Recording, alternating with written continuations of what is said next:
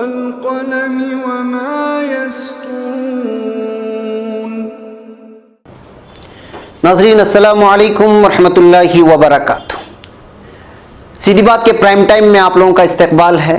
ناظرین تفصیلات میں جانے سے پہلے آپ کو اطلاع کر دوں کہ سیدھی بات نے ہاٹ ٹاپک پر جن موضوعات پر ہر دن تنقیدی تبصرے لے کر آنے کا جو ارادہ کیا ہے اس کا نام آج سے ہم سیدھی بات پرائم ٹائم رکھ رہے ہیں۔ اس کے تحت ہنگامی ٹاپک پر بروقت تبصرہ کیا جائے گا، لہٰذا آج سدرشن ٹی وی کی جانب سے پھیلائے جانے والی فیک نیوز اور اس کی شرانگیزیوں کے علاوہ بی جے پی صدر امت شاہ نے تلنگانہ انتخابات میں کانگریس کے منشور میں موجود کچھ باتوں کو کس طرح توڑ مروڑ کر پیش کیا اس کی حقیقت پر روشنی ڈالی جائے گی۔ ملحوظ رہے ناظرین کہ یہ ساری تفصیلات ہم دیگر انڈیپینڈنٹ اخبارات جو کسی کی ملکیت میں نہیں چلتے بلکہ آزاد ہوتے ہیں اس میں سے شائع ہونے والے خصوصی کالمز آزاد رپورٹرز کی تحقیقی رپورٹ کے حوالے سے پیش کریں گے۔ تفصیلات میں جانے سے پہلے آپ سے درخواست ہے کہ سیدھی بات ڈیلی ویڈیو نیوز، ویکلی سیدھی بات، پرائم ٹائم، اسپیشل رپورٹس وغیرہ کی ویڈیوز کو بروقت حاصل کرنے کے لیے ہمارے چینل کو ضرور سبسکرائب کریں اور بیل آئیکن کو ضرور دبائیں تاکہ ہمارے الرٹس آپ تک پہنچتے رہیں بروقت۔ چلیے ناظرین آگے بڑھتے ہیں۔ ناظرین جیسا کہ آپ جانتے ہیں کہ گزشتہ ہفتے تبلیغی جماعت کا سہ روزہ اجتماع مغربی اتر پردیش کے بلند شہر میں مکمل ہو گیا۔ اس کے علاوہ تلنگانہ اور راجستھان میں اسمبلی انتخابات بھی ہوئے۔ ان دونوں معاملات سے تعلق رکھنے والی جھوٹی خبریں سوشل میڈیا میں بہت زیادہ عام ہوئی ہیں۔ ان جھوٹی خبروں کی اشاعت میں ایک اہم نقطہ یہ ہے کہ ان کو عام کرنے میں ذمہ دار لوگ ہی سب سے آگے تھے۔ ناظرین یہ جو رپورٹ جو تبصرہ آپ لوگوں کے سامنے پیش کیا جا رہا ہے یہ دی وائر ویب سائٹ کے شکریہ کے ساتھ اور جناب محمد نوید اشرفی صاحب کے مضمون سے استفادہ کرتے ہوئے کیا جا رہا ہے۔ ناظرین اتر پردیش کے ضلع بلند شہر میں گزشتہ 1 سے 3 دسمبر کے دوران تبلیغی جماعت کا سالانہ اجتماع مکمل ہوا۔ یہ تقریب بلند شہر کے دریاپور قصبے میں منعقد کی گئی تھی جس میں تقریباً 10 لاکھ عقیدت مندوں نے حصہ لیا۔ اسی دوران ضلع بلند شہر کے سیانہ قصبے میں ایک تشدد کے دوران گوکشی نے مبینہ طور پر پولیس انسپکٹر سبودھ کمار کا قتل کر دیا۔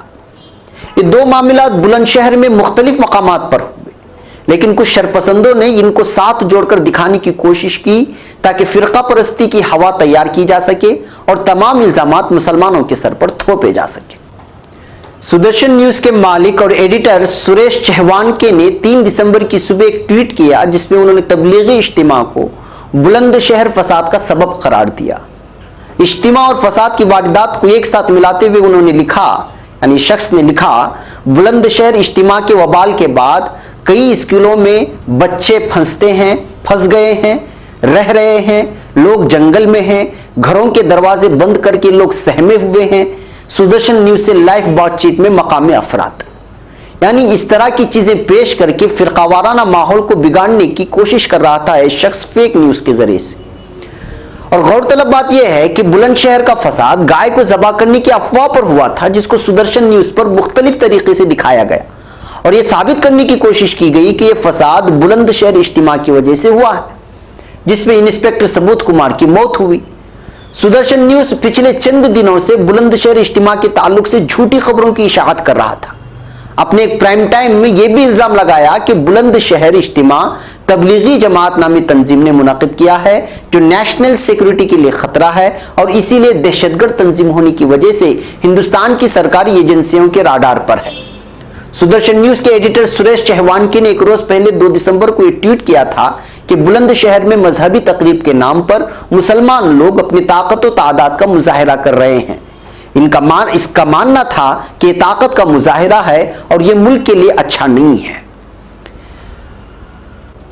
سریش کے ٹویٹ کے تقریباً 2 گھنٹے بعد ہی بلند شہر پولیس نے ان کی بات کو رد کرتے ہوئے ٹویٹ کیا اور کہا برائے مہربانی جھوٹی خبریں عام نہ کریں، اس واردات کا اجتماع سے کوئی تعلق نہیں ہے۔ اجتماع بخیرت مکمل ہوا ہے۔ فساد اجتماع گاہ سے تقریباً 40 سے 45 کلومیٹر کے فاصلے پر سیانہ نامی جگہ پر ہوا ہے جس میں کچھ شرپسندوں کے خلاف قانونی قدم اٹھائے گئے۔ ناظرین یہ پہلی مرتبہ نہیں ہے کہ سدرشن نیوز کے ایڈیٹر نے مذہبی تعصب کی بنا پر سماجی یکجہتی کو پامال کرنے کی کوشش کی ہے۔ اس سے پہلے وہ مغربی اتر پردیش کی ضلع سنبھل کی فضاؤں میں فرقہ وارانہ زہر گھولنے کے جرم میں گرفتار ہو چکا ہے اور اس دفعہ بھی پولیس نے اس کی سازشوں کو ناکام کر دیا تھا۔ سدرشن نیوز کو اپنی حرکتوں پر ملک کے اقلیتی کمیشن کا نوٹس بھی مل چکا ہے۔ مزید یہ کہ اس پر ریپ چارجز بھی لگے ہوئے ہیں، یعنی کہ سدرشن کے مالک پر۔ ناظرین یہ بات واضح کر لیں کہ سدرشن جو نیوز چینل ہے یہ لگتا ہے اور اس کے نیوز پیش کرنے کا انداز اور ساری چیزوں کو دیکھ کر کے محسوس ہوتا ہے کہ یہ صرف اور صرف مسلمانوں کے خلاف زہر اگلنے کے لیے ہی چینل کو لانچ کیا گیا ہے۔ یہ جو شخص میری تصویر کے پیچھے، یہ جو میرے پیچھے آپ کو تصویر نظر آ رہی ہے، یہ سدرشن نیوز کا ایڈیٹر بھی ہے اور اس کا مالک بھی ہے، اور لگاتار مسلمانوں کے پرسنل لا مسائل پر، بابری مسجد کے مسئلے پر، دیگر کوئی بھی مسلمانوں سے وابستہ ایشو ہو اس پر ایک ایک دن 15 دن تک لگاتار مختلف لوگوں کو بلا کر زہر اگلنے کا یہ شخص کام کرتا ہے۔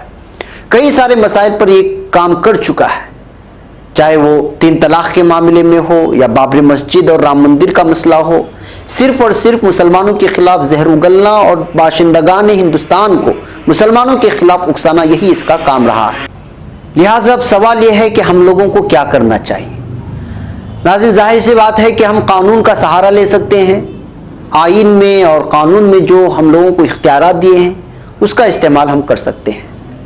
کوئی بھی شخص چینل کے ذریعے سے، سوشل میڈیا کے ذریعے سے دوسرے سماجوں کے خلاف نفرت کو نہیں پھیلا سکتا۔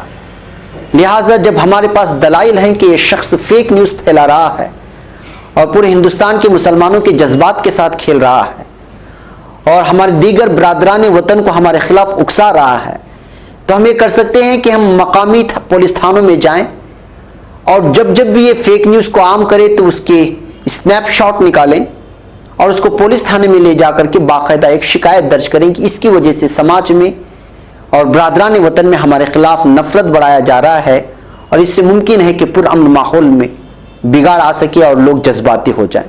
جب اس طرح کی چیزیں ہم پولیس تھانوں میں جائیں گے اور مختلف علاقوں میں اس چینل کے خلاف اور اس کے ایڈیٹر کے خلاف شکایتیں درج ہونے لگیں گی، تو پھر جو ہے پولیس کو یہ لازمی ہوگا کہ وہ جو ہے امن کو برقرار رکھنے کے لیے، پرامن ماحول کو برقرار رکھنے کے لیے متعلقہ چینل کے خلاف اور اس کے ایڈیٹر کے خلاف ایکشن لے۔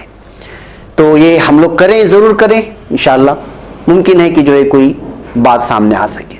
بہرکیف ناظرین یہاں پر مجھے ایک بریک کی اجازت دیں، بریک کے اس پر کچھ اور باتوں پر انشاءاللہ آپ سے گفتگو ہوگی۔ ناظرین استقبال ہے سیدھی بات کے پرائم ٹائم میں۔ ناظرین اب بات کرتے ہیں تلنگانہ اسمبلی انتخابات کے لیے 7 دسمبر کو جو ووٹ ڈالے گئے تھے۔ اس سے پہلے 2 دسمبر کو بی جے پی کے صدر امت شاہ نے تلنگانہ کے نارائن پیٹ میں ایک الیکشن ریلی میں شرکت کیا اور عوام سے خطاب کیا۔ اپنے خطاب میں انہوں نے کانگریس پارٹی کے انتخابی منشور کی تنقید کرتے ہوئے کہا کہ کانگریس اقلیتوں کو خوش رکھنے کے لیے، بالخصوص مسلمانوں کے لیے، ملک کی ہندو اکثریت کو نظر انداز کر رہی ہے۔ اپنی بات کو پختہ طور پر رکھنے کے لیے انہوں نے عوام کے سامنے کچھ دعوے بھی پیش کیا اور کہا کہ کانگریس نے اپنے منشور میں اقلیتوں کو بہت کچھ دینے کا دعویٰ کیا ہے۔ انہوں نے جو دعوے کیے وہ اس حقیقت کے برعکس تھے جو منشور میں موجود ہے۔ دعویٰ کیا کیا انہوں نے دعویٰ کیا کہ امت شاہ نے دعویٰ کیا کہ کانگریس کے منشور میں درج ہے کہ جب تلنگانہ میں ان کی حکومت ہوگی تو وہ مسجدوں اور گرجا گھروں کو مفت بجلی مہیا کرائیں گے اور یہ مفت بجلی مندروں کے لیے نہیں ہوگی۔ حقیقت کیا تھی؟ حقیقت یہ ہے کہ کانگریس کے منشور میں موجود ہے کہ ان کی حکومت تمام مذہبی عبادت گاہوں کو مفت بجلی دے گی اور یہ بھی لکھا ہے کہ ان عبادت گاہوں کی مرمت کے لیے بھی ایک فنڈ بنائے گی۔ امت شاہ نے دوسرا دعویٰ کیا تھا کہ کانگریس حکومت صرف اردو زبان کے فروغ کے لیے کام کرے گی۔ یہ حکومت صرف اردو اساتذہ کے لیے ہی سرکاری ملازمت کا اہتمام کرے گی۔ انہوں نے اس بات پر اعتراض ظاہر کیا کہ تیلگو زبان و تہذیب کا فروغ اور تیلگو اساتذہ کو ملازمت آخر کون دے گا، جبکہ حقیقت یہ تھی کہ کانگریس کے منشور میں درج یہ تھا کہ صوبے میں باقاعدہ ضلع سلیکشن کمیٹی کی تشکیل کی جائے گی تاکہ 20,000 اساتذہ کو سرکاری ملازمت مہیا کی جائے۔ منشور میں یہ کہیں بھی درج نہیں ہے کہ اساتذہ صرف اردو زبان کے ہوں گے۔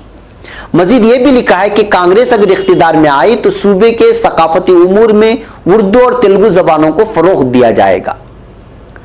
फिर अमित शाह ने तीसरा दावा यानी झूठा दावा किया कि कांग्रेस सिर्फ अकलियतों के बच्चों को तालीम के लिए वजीफा देगी। उन्होंने आवाम से पूछा कि क्या पसमानदा तबके की गरीब अक्सरियत इस तबके के इस वजीफे की क्या हकदार नहीं है, जबकि हकीकत यह थी कि कांग्रेस ने अपने वादे में लिखा था कि तकरीबन 25 लाख का वजीफा ओबीसी, एसटी, एससी और माइनॉरिटीज को दिया जाएगा। यह भी दर्ज है कि तमाम सरकारी कॉन्ट्रैक्ट में 5% कॉन्ट्रैक्ट पसमानदा तबकों को दिए जाएंगे, यानी कि इसमें यहां कहीं भी मुसलमानों का बिलखुसूस तस्करा नहीं किया गया था। चौथा दावा किया कि कांग्रेस पर अकलियतों को खुश करने का इल्जाम लगाया और उन्होंने कहा कि क्या अस्पताल सिर्फ अकलियतों के लिए ही बनाए जाएंगे, तेलंगाना की अक्सरियत का आखिर क्या गुनाह है, जबकि हकीकत यह है कि कांग्रेस ने इस बात पर जोर दिया था कि जहां अकलियत बड़ी तादाद में मुकीम है उन इलाकों में अस्पताल बनाए जाएंगे। इसके अलावा जिस बात को अमित शाह पोशीदा रख रहे थे वो ये थी कि कांग्रेस ने हर जिले में सुपर स्पेशलिटी अस्पताल बनाने की बात कही है और कहा है कि हर असेंबली हल्के में 100 बेड का अस्पताल बनाया जाएगा। इस तरह अमित शाह के तमाम दावे झूठे साबित होते हैं और वो फेक न्यूज के जुमरे में आते हैं जो तेलंगाना इंतखाबात के मौके पर अमित शाह ने अपने बयानात के बीच में कहा है। तो नाजरीन, ये सारी तफसीलात आप लोगों के सामने रखने का मकसद ये है सीधी बात का कि ये फेक न्यूज का जमाना है। हम चीजों को उलटफेर करके लोगों के सामने पेश करते हैं और इस जज्बात में आ जाते हैं और समाज किस अंदाज में बिखराव का सबब बन रहा है और किस तरह दूरियां बढ़ रही हैं इस फेक न्यूज की वजह से, ये सारे हकाइक लोगों के सामने लाना जरूरी है। इसी वजह से इस फेक न्यूज के जरिए से सुदर्शन टीवी ने किया और अमित शाह ने गैर जिम्मेदाराना तौर पर जिस मंशूर के सामने जिन चीजों का तस्करा ही नहीं था उसको अपने बयानात में लेकर के मुसलमानों के खिलाफ जो बातें बयान की और उसके खिलाफ जो हवा खड़ा करने की कोशिश की गई, उन हकाइक को आप लोगों के सामने रखना मकसद था ताकि सच और हकाइक आप लोगों के सामने आ सके। मुझे उम्मीद है कि इस वीडियो भी आपको पसंद आएगी और लोगों को जरूर आप लोग शेयर करेंगे ताकि हकाइक लोगों के सामने आ सके। जाते जाते आपसे यही दरख्वास्त करूंगा कि आप हमारे चैनल को सब्सक्राइब करना और वीडियोस को शेयर करना हरगिज़ ना भूलें। आज के प्राइम टाइम में इतना ही, कल इंशाल्लाह फिर किसी मौजू पर आपसे गुफ्तगू। तब तक के लिए इजाज़त। अस्सलामु अलैकुम व रहमतुल्लाहि व बरकातहू।